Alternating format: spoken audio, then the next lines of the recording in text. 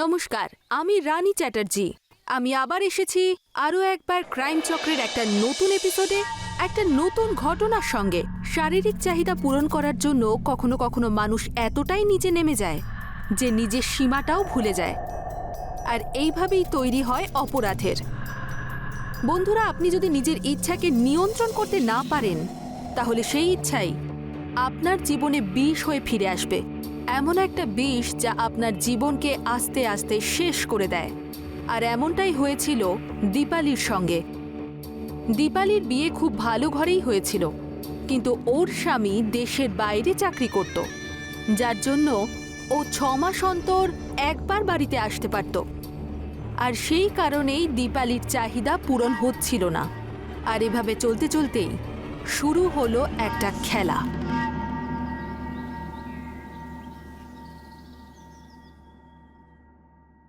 অক্ষয়, অক্ষয় শোনা, 11টা বেজে গেছে।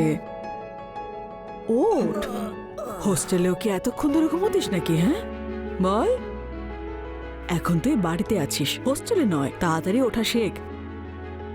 আর হ্যাঁ, স্নান করে রেডি হয়ে নে আর আমাকে মার্কেটে নিয়ে চল। মা, তুমি নিজে চলে যাও না। আরে 2 বছর ধরে তো একা একাই যাই।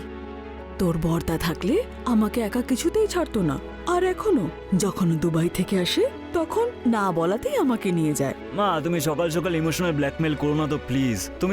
তুমি চাটা দাও, বাইরে দাঁড়াও, আমি স্নান করে আসছি। আরে দীপালি,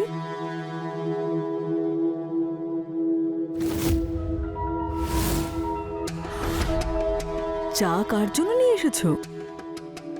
মা, এই চা আমি অক্ষয়ের জন্য নিয়ে এসেছি।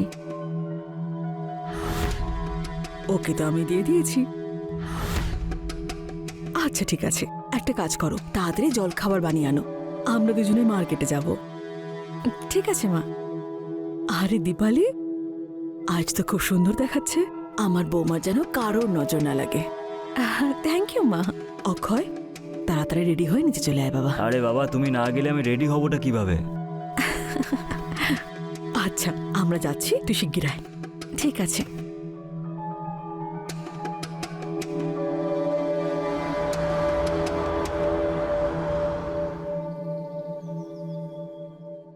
অক্ষয়, অক্ষয় তাড়াতাড়ি কর বাবা। আসছি।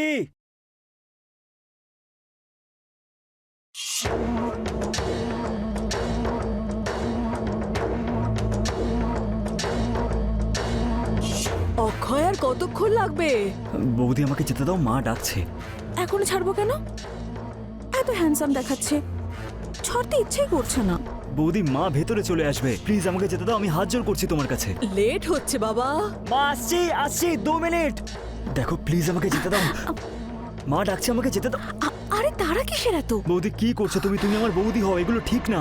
ঠিক নয় মানে কি? হ্যাঁ, দেওরের সঙ্গে একটু মজা করার অধিকার তো বৌদির থাকেই, বলো। বৌদি, আরে এটা আর ঠিক হচ্ছে না কতক্ষণ বৌদি। লাগবে? বৌদি, মা ডাকছে। আচ্ছা বেশ, আগে আমাকে প্রমিস করো আমি যা বলবো তাই করবে। হ্যাঁ, বৌদি, যখন ডাকবো তখন আসবে। বৌদি, তোমার সব কথা আমি শুনবো, কিন্তু এখন আমাকে যেতে দাও। ঠিক আছে, চলে যেও। প্লিজ আমাকে যেতে দাও, এখন তো তোমাকে আমি কথা তো দিলাম, আমি শুনবো বললাম তো, প্লিজ যেতে দাও বৌদি, প্লিজ আমাকে যেতে দাও, প্লিজ যেতে দাও বৌদি। এত সহজে তোমাকে ছাড়বো না। জানি না কবে আসবে সেই রাত, যেদিন আমরা এক হয়ে যাব। দর্শ হয়েছে না আমার আর। দীপালির উপরে অক্ষয়ের ভূত চেপে বসেছিল, আর ও যে কোনো মূল্যে ওকে পেতে চেয়েছিল। ও নিজের শারীরিক চাহিদা মেটাতে চেয়েছিল, আর ও অক্ষয়ের থেকে সহজ শিকার আর কাউকে খুঁজে পায়নি। সেই জন্য ও অক্ষয়ের দিকে সব সময় ছুটে যেত আর ওকে ব্ল্যাকমেল করতে থাকতো।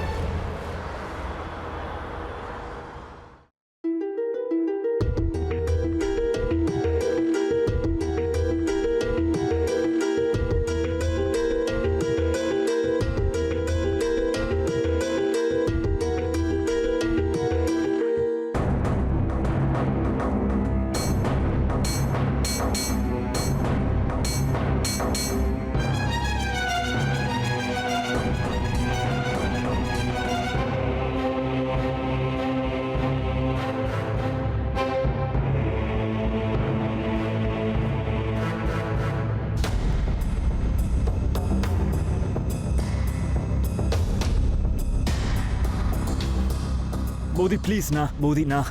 কি প্লিজ, তুমি তোমার কাজ করো না, আমি আমার কাজ করছি।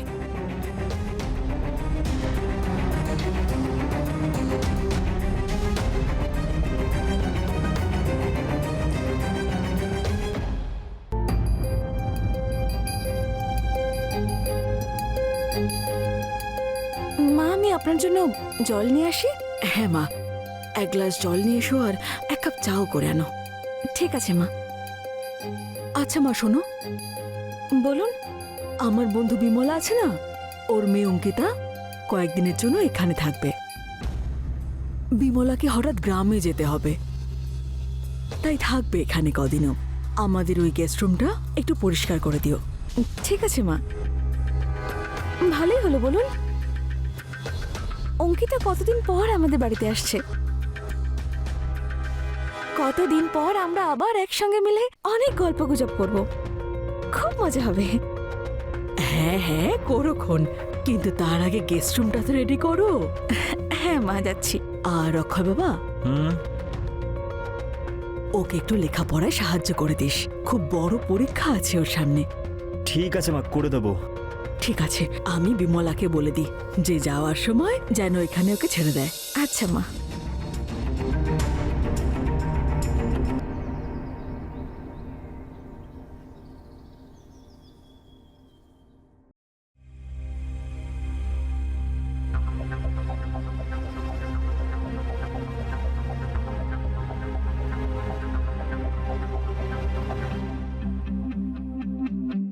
অক্ষয়, অক্ষয়, হ্যাঁ বৌদি। অক্ষয় দেখো না, এই হুকটা লাগাতে পারছি না, একটু লাগিয়ে দাও না। বৌদি তুমি এইসব করো না তো, ভালো লাগে না আমার, সত্যি বলছি। প্লিজ আটকে দাও না।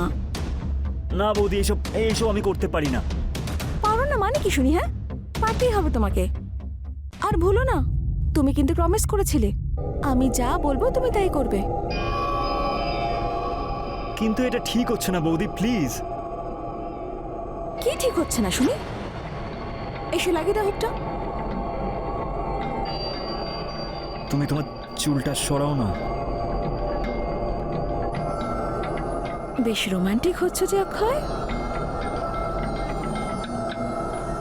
বৌদি কোথা থেকে ধরবো সেই জন্যই বলছিলাম তোমাকে। বৌদি আটকাচ্ছে না এটা, আমি পারবো না বৌদি। তুমি একটা হুকও লাগাতে পারো না, তাহলে ভালোবাসবে কি করে অক্ষয়? বৌদি আমি তোমার দেওর স্বামী নই। এটা ভেবেই তো আফসোস হয় আমার যে তুমি আমার স্বামী নও। বৌদি আমার আমার অনেক কাজ আছে, আমাকে যেতে দাও। বৌদি কি করছো? বৌদি প্লিজ না, বৌদি না।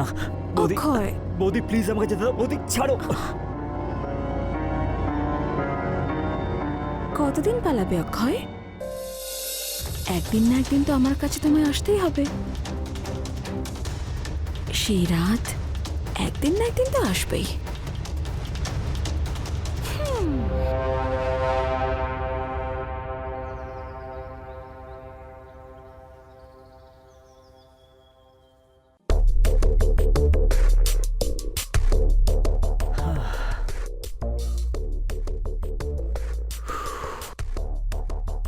মা, এক গ্লাস জল দাও না।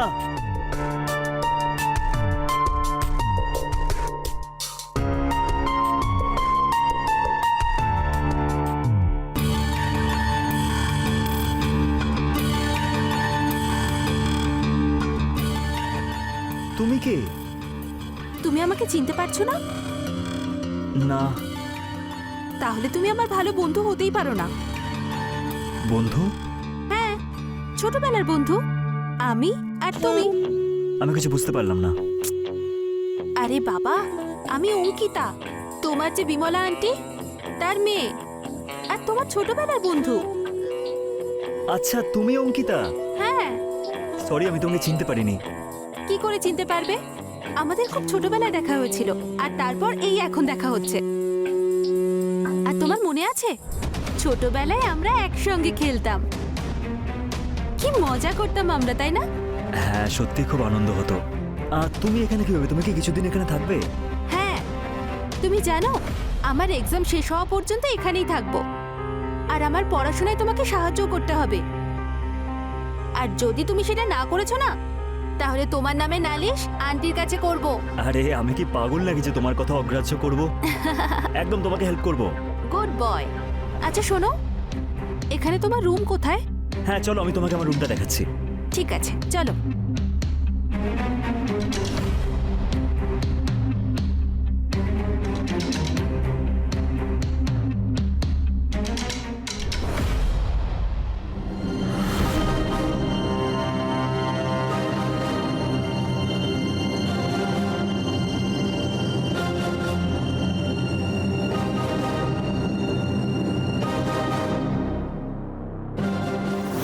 দীপালি তার কামনায় এতটাই অন্ধ হয়েছিল যে ও দেওর বৌদির সম্পর্কটাই ভুলে গিয়েছিল, আর ও সব সীমা পার করে যেতে চেয়েছিল।